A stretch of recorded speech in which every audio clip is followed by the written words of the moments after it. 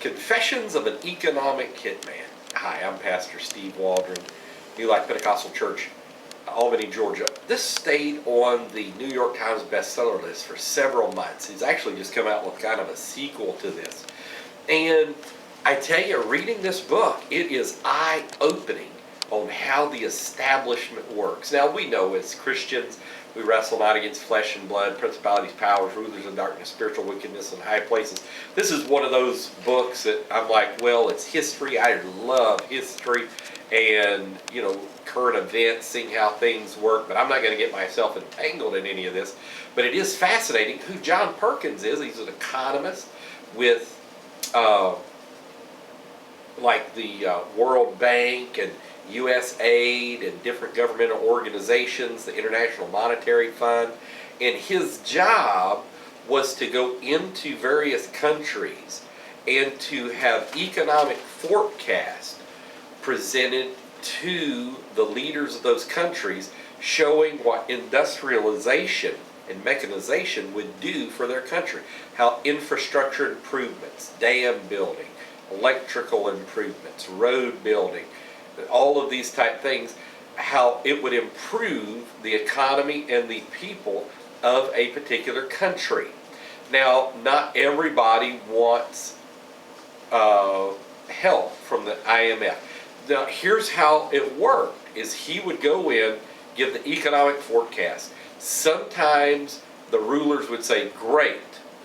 And then the basic thing is well, how are you going to pay for all this?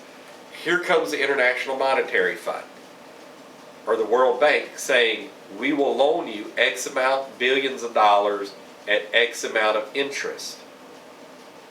And so the people who run the IMF and the World Bank, these are private individuals, private banks, they're getting money at this moment.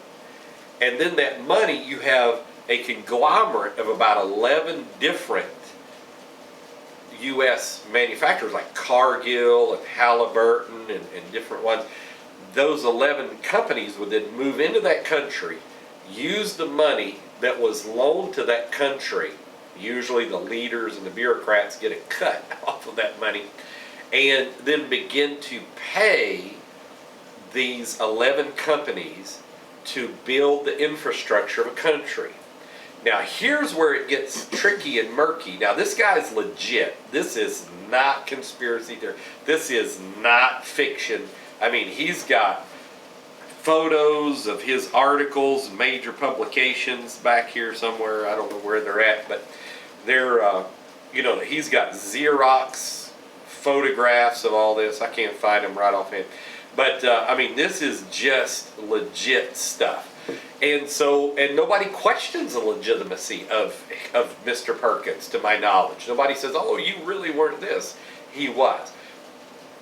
So when a country's leader would not want to upgrade or want a loan, well, then all of a sudden, conjoined with our security services like the CIA and the black budget and this type of thing, we would then kind of have plants in there that would lift up a leader in that country, and then we would use our media influences, television, print media, this kind of thing, to push this rival leader that would be amenable to helping the people. Now, usually it really didn't help the people either.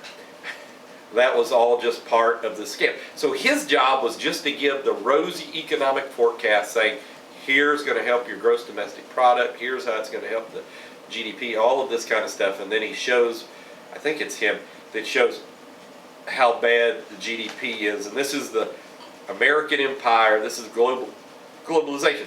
So then, if we can't get our guy elected, then they send in what's known as the jackals.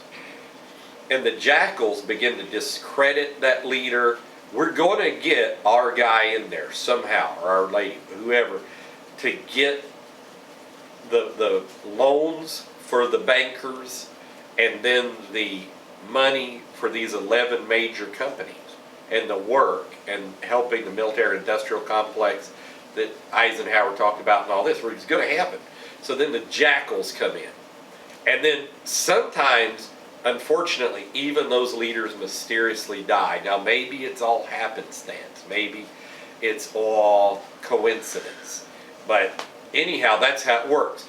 Oh, and did I mention that if they ever don't pay, this country doesn't pay back the loan to the bankers, well, the bankers get their money. I wonder who from. Oh, the loans are secured by the U.S. government, aka, i.e., the U.S. taxpayer. So this is who's John Perkins? He was just a guy, had a good upbringing up in the Northeast, went to the right private schools, met a girl at the right private schools, private colleges, that type of thing, upper near Northeastern, and then he went for the Peace Corps, and then he decided to go to work. The NSA wanted to hire him. The NSA, National, this is Eric Snowden stuff. And so then they have a young lady, Claudette, who read his NSA profile, which was weeks in doing, and knew how to manipulate him, and manipulated him in how to become an economic hitman. Because that's what it is. You go into this country and you're an economic hitman. You bring each country around the world under the hegemony of the IMF, the World Bank, and these 11 corporations. And great, what can I say? You may not want to read, just keep praying, keep on your knees. That's good too. That's probably what we need the most of. But if you ever come up and you just need some relaxing reading, interesting read. God bless you today.